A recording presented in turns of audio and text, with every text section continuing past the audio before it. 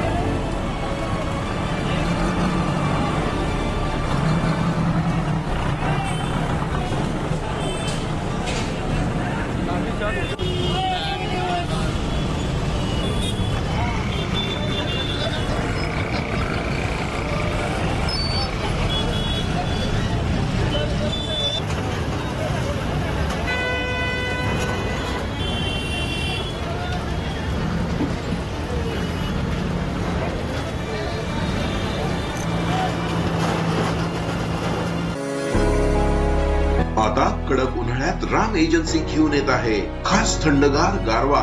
सर्व ब्रँडेड कंपनीचे fan, AC, coolers, fridge आणि बरेच काही।